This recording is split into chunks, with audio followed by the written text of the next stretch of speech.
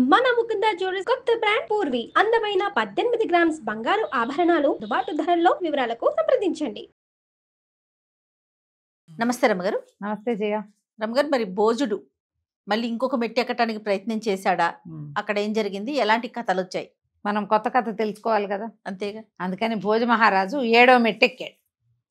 7వ మెట్టు మీద ఉన్న సాలభంజిక భోజుడిని నిలవరించింది. ముందు 6 మాట్లాడేసినాయి, కబుర్లు చెప్పేసాయి, మాట్లాడాలి. ఇంకా 6 మెట్లు ఎక్కేసాడు చకచక. 7వ మెట్టు మీద అడుగు పెట్టంగానే ఆమె చప్పట్లు చరిచి నవ్వుతూ చెప్పింది, ఎలాంటి పరిస్థితుల్లో అయినా మనుషులు తెలివిగా ప్రవర్తించే వాళ్ళు కొంతమంది ఉంటారు, ఏదో ఒక ప్రవర్తన చేసేవాళ్ళు కొంతమంది ఉంటారు, ఏదైనా సమస్య రాగానే కాళ్ళు చేతులు వదిలేసేవాళ్ళు కొంతమంది ఉంటారు.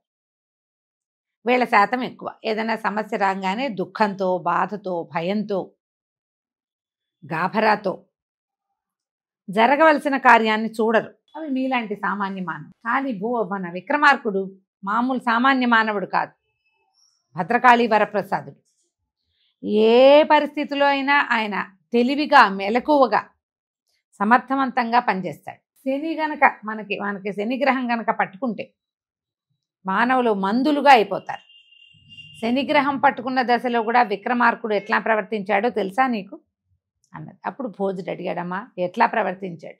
శనిగ్రహం పట్టుకుందని మనకి ఎట్లా తెలుస్తుంది? ఏవో కొంతకాలం గడిచాక మనకి శనిగ్రహం పట్టుకుందేమోనని తెలుస్తుంది, కానీ ముందే తెలుసుకుని ప్రవర్తన మార్చుకోగలిగేవాడిని నేను ఎప్పుడూ చూడలేదు, నాకు తెలియదు.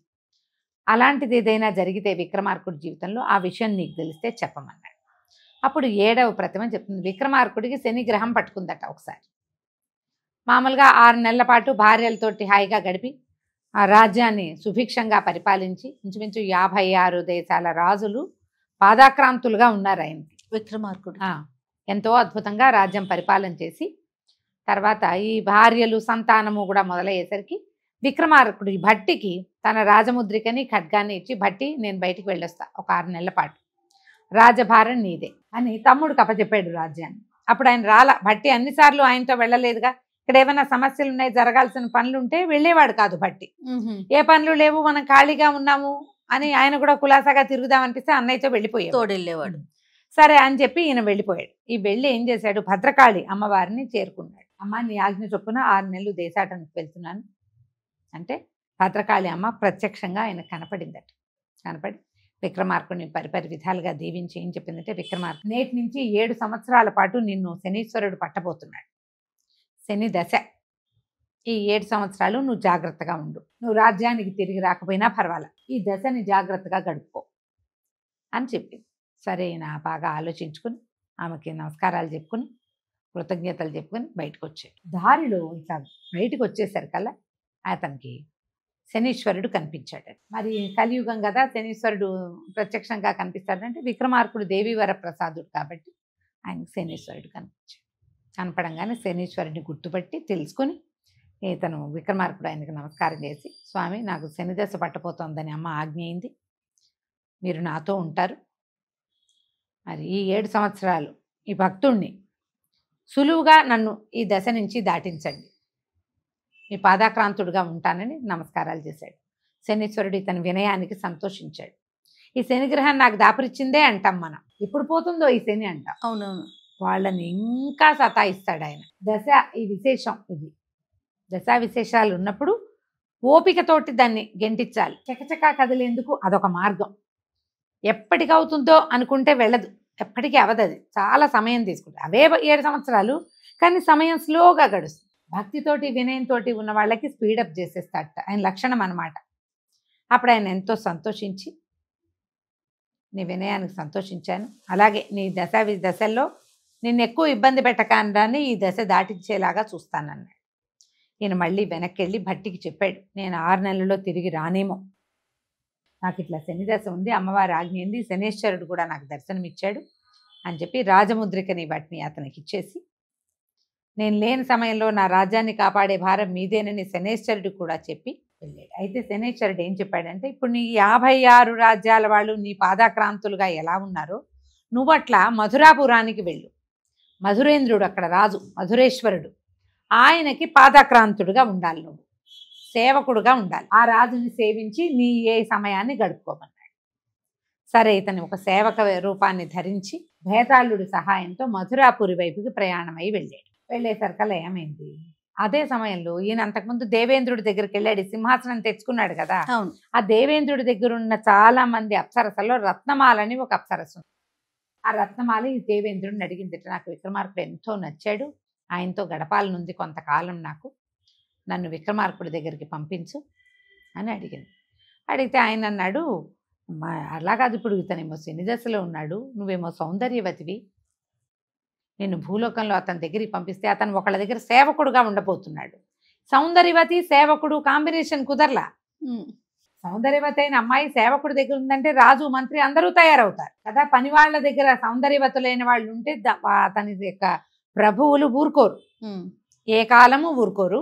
ఆ కాలం అసలు ఊరుకునే కాలం కాదు కాబట్టి ఎలాగా అనేసరికి ఈ అమ్మాయింది, అట్లా ఎందుకు, నేను అందరికీ కురూపిగా కనబడతా, రాత్రి వేళలే నేను అప్సరసగా మారతాను, నాకు ఈ వరం ఇవ్వు అని దేవేంద్రుడిని ఒప్పించుకుంది. దేవేంద్రుడిని ఒప్పించుకుని ఈ భేతాళుడితో పాటు విక్రమార్కుడు అడవుల్లో ప్రయాణం చేస్తూ వెళ్తున్నాడు మధురా నగరానికి. ఒక అడవిలో అతను ఆగి ఉన్నప్పుడు అక్కడ ఆయన చుట్టూతా తిరగటం మొదలుపెట్టి వికృత రూపిణి, ఈ వికారంగా ఉన్నదాన్ని చూసి విక్రమార్కుడు అడిగాట భేతాళుడిని, ఏమిటది, మనిషా జంతువా, ఇదేమిటి స్వరూపం, నాకు అర్థం కావట్లేదు, స్త్రీయేనా మనిషేనంటావా ఇది అనేసరికల్లా భేతాళుడు నవ్వి, ప్రభు మీరు గుర్తుపట్టినట్లేదు, మీరు స్వర్గంలో రంభా ఊర్వశుల నాట్యాన్ని చూడడానికి వెళ్ళినప్పుడు అక్కడ ఉన్న అప్సరసలో ఒకటి రత్నమాల మీ మీద వ్యామోహంతో వచ్చింది భూలోకానికి, వికృత రూపం ధరించి ఉన్నది అంతే. అప్పుడు ఈయన ఆవిడ్ని పిలిచాడు. పిలిస్తే వికృతమైన మొహము, పొట్టిది, వంకర తిరిగిన శరీరము, కళ్ళు మాత్రం నక్షత్రాలలే ఉన్నాయి, ఇంకేం లేదు. ఈయన దగ్గరకు వచ్చేసరికల్లా ఆమె కళ్ళు అవి చూసి, ఆమె హేళా విలాసం దగ్గరకు వస్తుంటే ఆమె నడక చూసి ఈమె సామాన్య స్త్రీ కాదని తెలిసింది. అప్పుడు ఆమె ఏమందంటే, నువ్వు ఇక్కడ సేవకుడుగా ఉన్న నాళ్ళు నన్ను సేవించుకోనివ్వు, పగలు నేను ఈ రూపంలోనే కనపడతా, ఒక సేవకుడి భార్య ఇంతకంటే ఉండక్కర్లేదు, ఏదో ఉంటాను, రాత్రిళ్ళే నేను అప్సరసగా మారి నిన్ను సేవించుకుంటాను, నా కోరిక తీరుతుంది అంటే సరే ఉండమన్నాడు. ఒక సేవకుడు, సేవక వేషధారి, ఆయనతో ఉన్నటువంటి వికృత రూపిణి, వీళ్ళిద్దరూ అడవిలో ఆగారు. ఆగితే అక్కడ ఒక దిగుడు బావి లాంటిది ఉంది.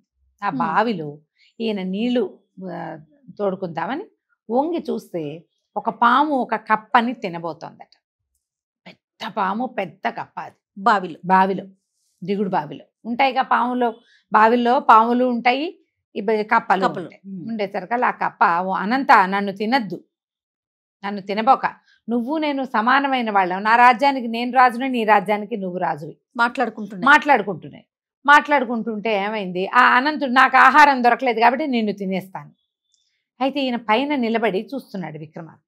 చూస్తుంటే ఆయనకి జంతువుల భాష అర్థమవుతుంది, సర్పం బుసలు అర్థమవుతున్నాయి, కప్ప బెకబెకలు అర్థమవుతున్నాయి.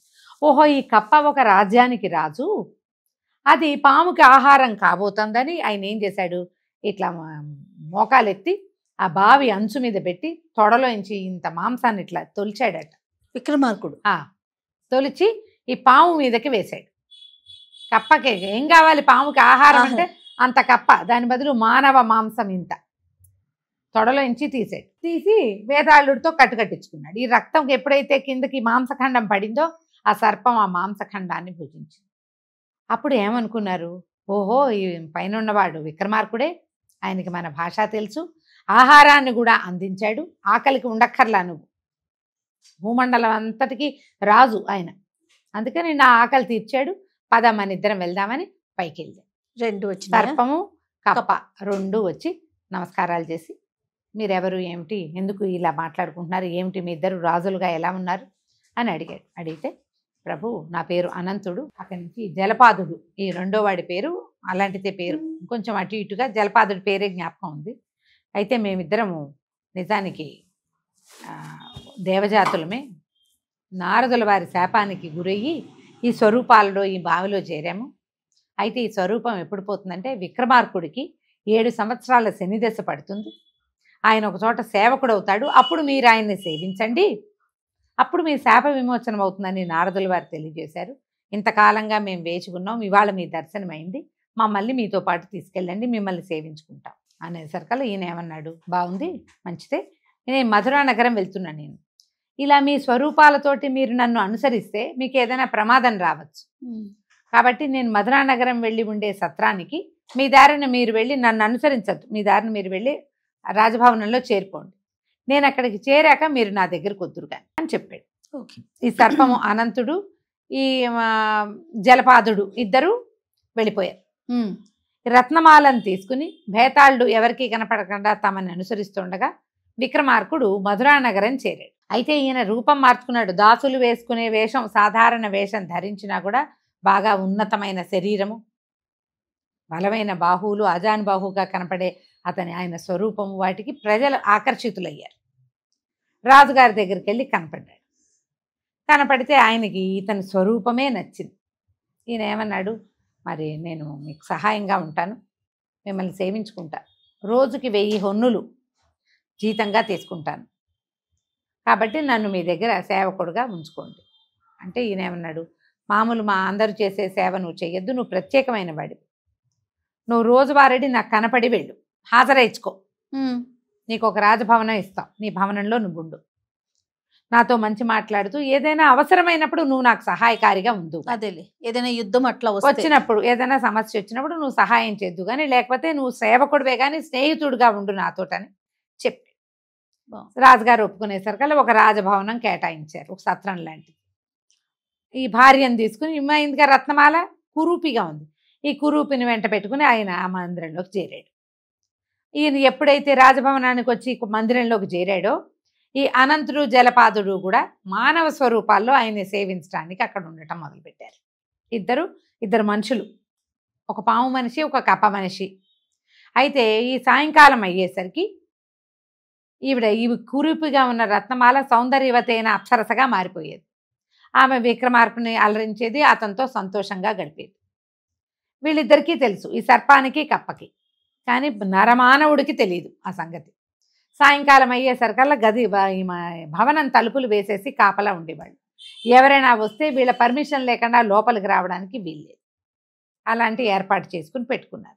విక్రమార్కుడు రోజు పోయి రాజుగారిని సేవించేవాడు, ఆయన సన్నిధిలో కాసేపు కూర్చునేవాడు, 1000 హొన్నులు తెచ్చుకునేవాడు. సుఖంగా కాలం గడిచిపోతుంది. కానీ ఆయన సేవకుడుగానే ఉన్నాడు. ఒక సుమారైన భవనం అది. అయితే రాజుగారి దగ్గర 2 అన్నదమ్ములు ఉన్నారు, కర్కోటకుడు, కోటకుడు అని. వీళ్ళు రాజుకి కొంత స్నేహితులు. ఈ విక్రమార్కుడు ఆదిత్యుడు అనే పేరుతో ఇక్కడ చెలామణి అవుతున్నాడు. ఈ కర్కోటకుడికి, కోటకుడికి ఈ ఆదిత్యుడితోటి స్నేహం కలిసింది. ఇతని తాలూకు శరీర లాఘవము, కత్తి తిప్పటము, బాణం వేయటము, ఏదైనా గాల్లో వెళ్తున్న దాన్ని కూడా పట్టుకోగలగటము, శక్తులున్నవాడు కదా, ఉంది కదా. అయితే ఏమైంది, వాళ్ళకి ఓ స్నేహం కుదిరింది. రోజు సాయంకాలం పూట ఇక్కడికి వచ్చేవాళ్ళు కబుర్లకి. వస్తే ప్రతిరోజు ఈ అనంతుడు అడ్డం పడేవాడు. మా ప్రభువు ఆజ్ఞ లేదు, ఆయన వద్దంటే నేను పంపించలేని లోపలికి, నేను అడిగొస్తా, ఆ తర్వాతే మీరు వెళ్దురు కానీ రోజు ఇట్టగే అయ్యేది. కొన్ని రోజులు అయ్యాక ఈ కర్కోటకుడు ఒకసారి అన్నాడు ఆదిత్యుడితోటి, అదే విక్రమార్కుడు ఆదిత్యుడి రూపంలో ఉన్నాడు కదా, ఈ ప్రతిరోజు ఈ అనంతుడు అడ్డం పడతాడు, ప్రతిరోజు అనంతుడి పర్మిషన్ తీసుకోవాల్సిందేనా, మనం ఇంత స్నేహితులం, ఇంత ప్రాణంగా ఉన్నాం కదా, అందరం కలిసి ఒక రాజుని సేవిస్తున్నాము, నీ ఇంట్లోకి మమ్మల్ని రానివ్వటం లేదే అనేసరికల్లా ఈ ఆదిత్యుడు అన్నాడు అనంతుడితోటి, పాము సర్పం మనిషి ఉందిగా, అలా అనుకోద్దు నాయన, వీళ్ళు మన స్నేహితులు, రానివ్వు, పర్వాలేదు అంటే సాయంకాలం జోరుగా లోపలికి వచ్చేసేవాళ్ళు, రాత్రి దాకా ఉండేవాళ్ళు. ఈ రత్నమాల తమ రహస్యం తెలుస్తుందేమోనని భయపడింది, కానీ క్రమంగా వాళ్ళు మామూలుగా కబుర్లే చెప్పేవాళ్ళు కానీ ఆమె కేసి చూసేవాళ్ళు కాదు. ఆమె సరైనని ధైర్యంగానే ఉంది. కానీ కర్కోటకుడు, కోటకుడు వీళ్ళు సరైన వాళ్ళు కాదు. వాళ్ళకి ఈ కురూపి రూపంలో కనపడేటువంటి ఈ రత్నమాల మీద ఆసక్తి.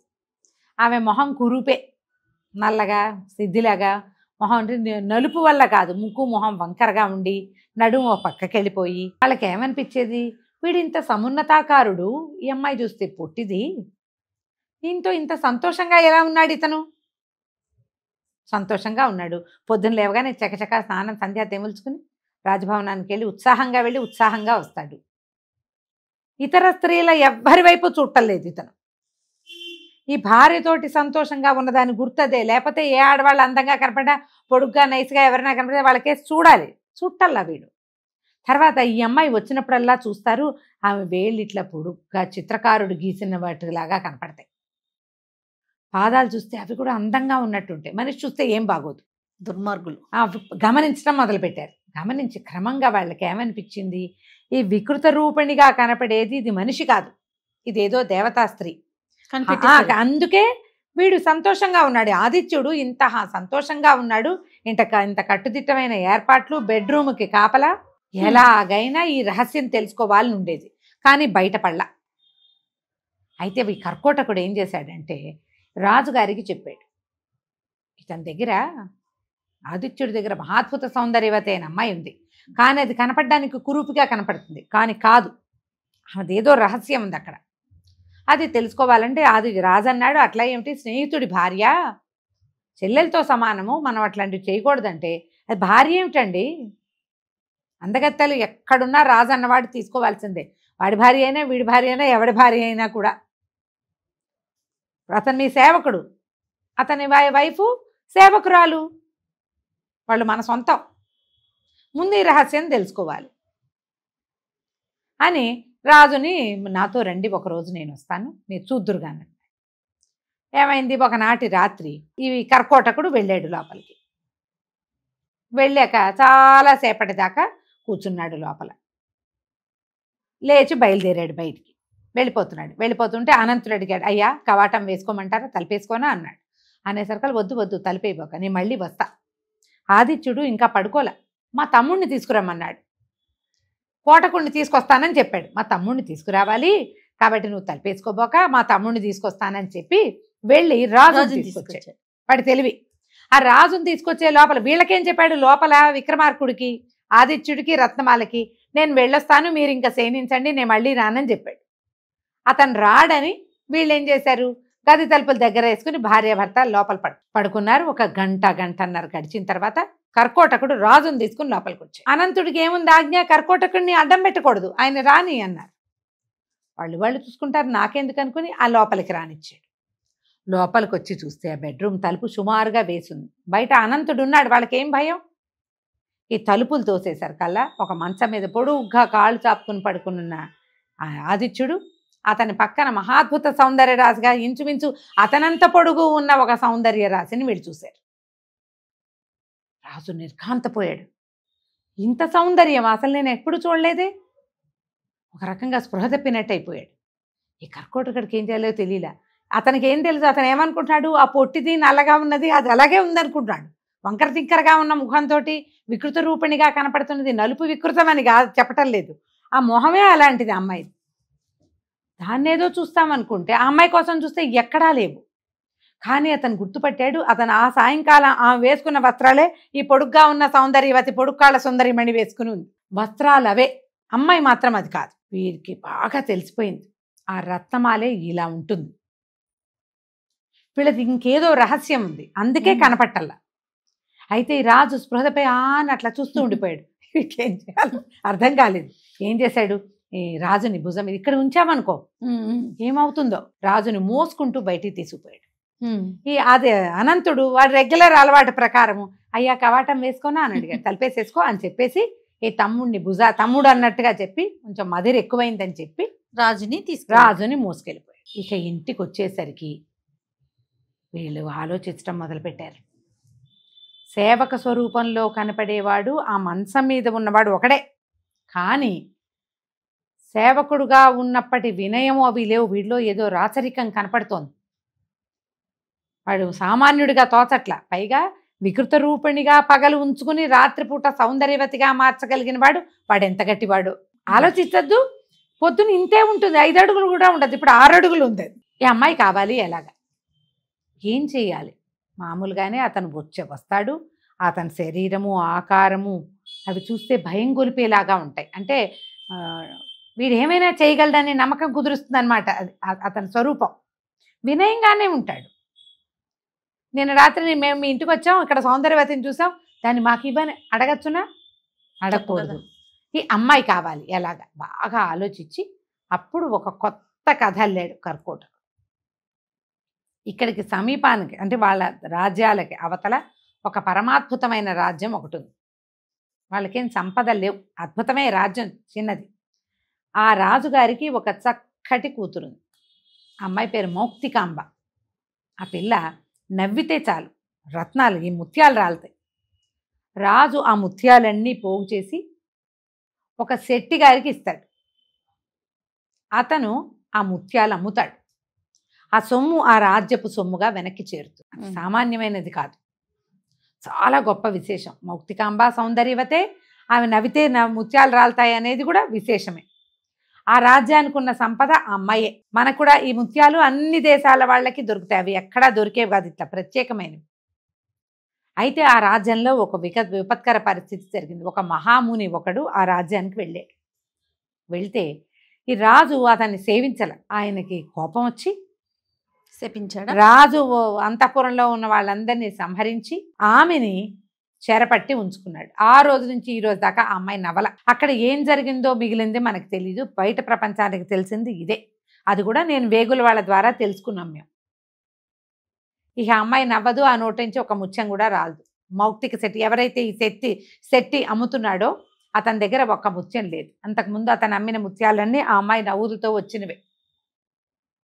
ఇప్పుడు నువ్వేం చేస్తావంటే, ఇన్ని రోజులుగా రోజుకి 1000 హొన్నులు చొప్పున ఆదిత్యుడికి ఇస్తున్నావు. నువ్వు ఏమిటి వాడి ఆ ప్రగల్భపూరితంగా కనపడేటువంటి మహాద్భుతమైన పరాక్రమశాలి స్వరూపానికి ఆనందించిస్తున్నావు. నీకేం పని చేయలే అతను, ఇప్పటిదాకా ఏం పని చేయలేదుగా.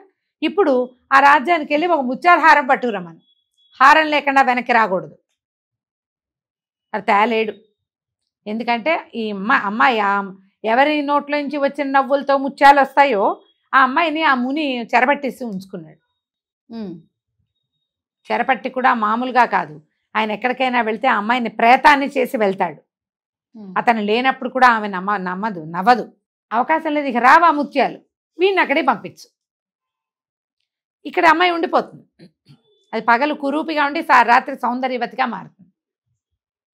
మన గూటి చిలక, మన వంటింట్లో కుందేలు, సులువు కదా అమ్మాయిని వశపరచుకోవటం అనేసరికి రాజు ఒప్పుకున్నాడు.